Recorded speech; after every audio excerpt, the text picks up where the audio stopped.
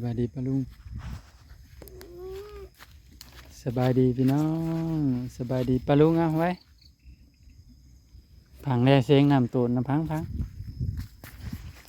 สบายดีFCทุกท่านพี่น้องสบายดีสมองสุบอน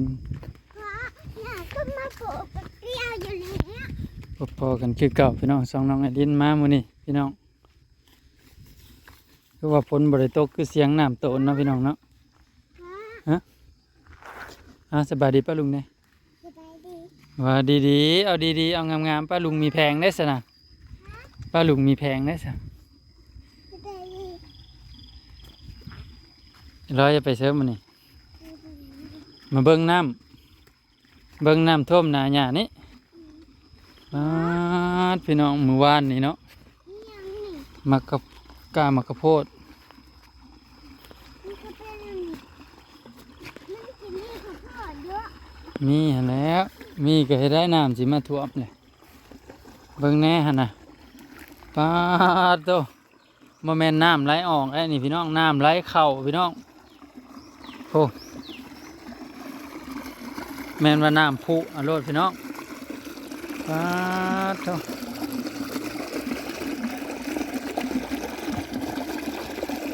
ใครเคยเห็นน้ำไหลขึ้นโน่นนี่ไหลในท่อนี่หืม ไป ธรรมดานะธรรมดาน้ำต้องไหลลงพี่เนาะอันนี้มันไหลขึ้นพี่เนาะนี่ครับฮะไปเปิ้มันน้ำท่วมนะปู่เมื่อวานนี่ของเราเบา2ให้บุญ4ให้พี่เนาะป้าเพิ่มอีก2ให้เป็น4เลย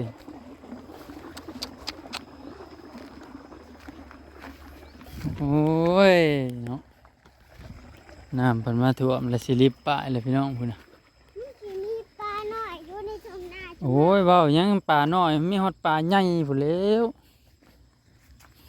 ทุ่งนาเนี่ยเด้ อืม ทุ่งนาอีนี่แบบมีปลาหน่อย อืม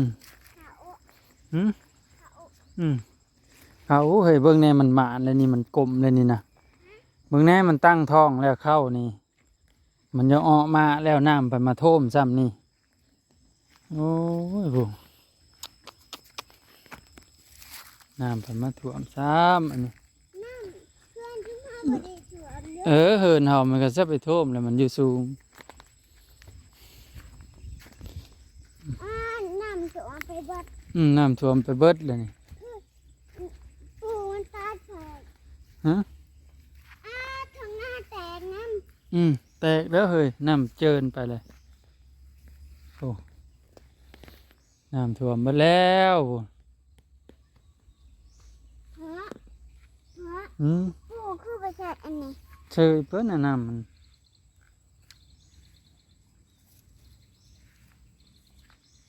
ใช่ตัวนี้เลย อืม เอาถิ่มดิ ไปที่เมืองปูเลย เนี่ยปูจะเอาแม่เห็นยังเห็น ไว้เสื้อทอเอาไว้ปูเบิ่งแน่น้ำท่วมแล้วโอ้ยน้ำท่วมแล้วเขาก็ ใหญ่ได้ดูหนึ่ง ฮะ ได้ปลาใหญ่ได้อยู่ อืม อยู่หน้าจุ่มเอาน่ะ เขาก็กำลังมานน้ำปฏิมาท่วม เขาจุ่มเอาบดถั่วเพราะ สิริบปลายเลยพี่น้อง ใส่ มือแรงนี่บ่เรือแน่นอนพี่น้องมือแรงนี่รีบปลายแน่นอนกำลังไหลเขาอีก2ให้ก็ของเฮาก็1 2กำลังไหลเขาอีก2ให้เรียบร้อยแล้ว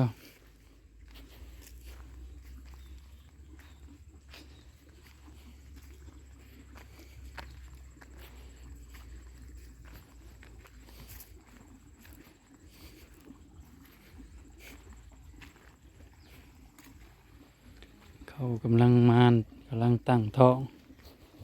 น้ำไปมาท่วมโอ้ย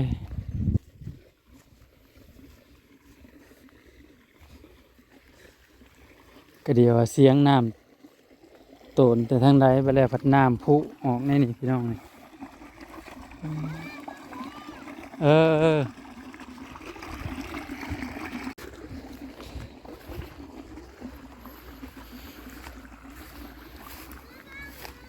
เบิ่งเปอเบิ่งไปแล้วอันนั้นเบิ่งนาหญ้าเบิ่งไอ้เหลือน้ำท่วมเลยเบิ่งน้ำท่วมอื้อหือเกือบพลาดปะลุงมันพลาดโลดอีแหลมนี่อีขี้ซ้อเนี่ยมันพลาดโลดลงไปเพื่อนนั้นมันก็ ล้างมือ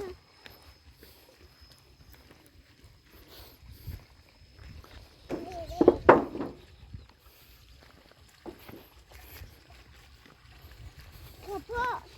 คันนา ข้าวโพดร่างเกิดแผลได้แย่มันเด็กหยัง เสือกำลังเกิด ฮะ เสือมันกำลังเกิด นี่นะ เอาไว้ให้แล้วมันกำลังเกิดซะนะ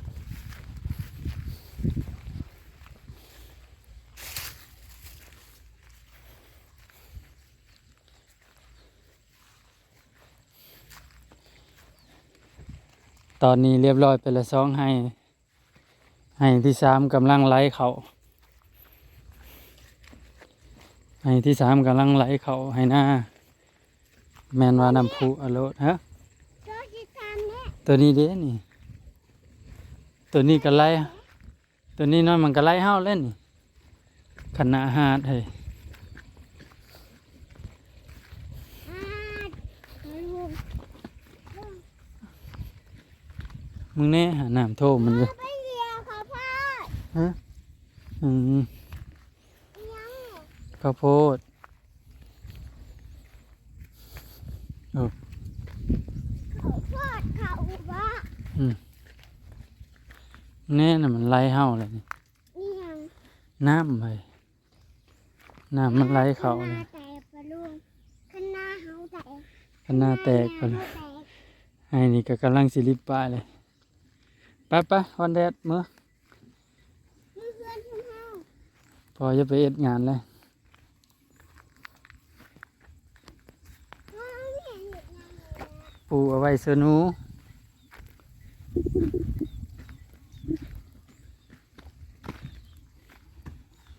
พ่อเจียวข้าวโพด ปา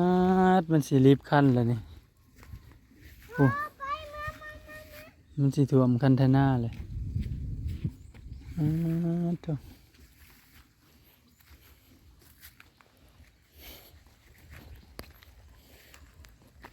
อย่าไปเอ็ด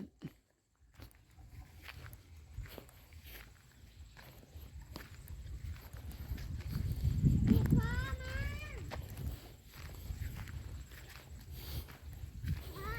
ต้นข้าวโพด อย่าไปเอ็ดกับต้นข้าวโพดหญ้านะ ต้นข้าวโพดมันคือใกล้กันไทยนี่ อ้าวมันออกใกล้กันเลยไป เนี่ยเมื่อวานเห็นยัง หญ้าไม่ได้หวานหญ้าปู มาพี่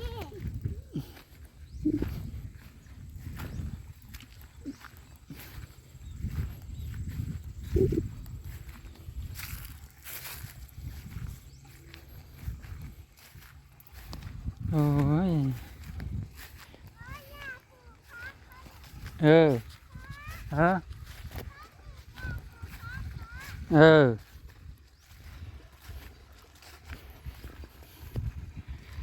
2 ปีเลยพี่น้องปีแรกนี่มันบ่ท่วมหลายปีนี้ก็จักสิท่วมจังไดเนาะก็ฮะเบิ่งเปะขนาดหาดได้ดินเจินทับเข้าเอ้ย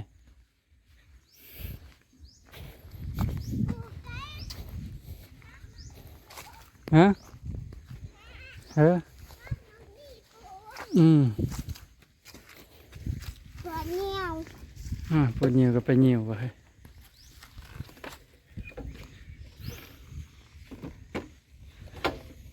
พ่อพ่อ เบิ้งเอาดบังก็ให้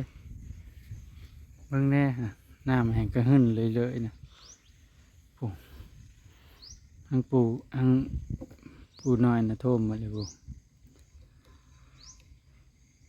ถ่ายมังนั่นพุ่น พอบ้านเพิ่นประกาศเมื่อเช้านี่เพิ่นว่าให้ไปแจ้งเนาะไปที่ถือน้ำท่วมหน้าให้ไปแจ้งว่าซั่นเดี๋ยวเฮาสิเมื่อหาแจ้งพอบ้านก่อนพี่น้องพอกันคลิปหน้าพี่น้องเอ้ย เธอมา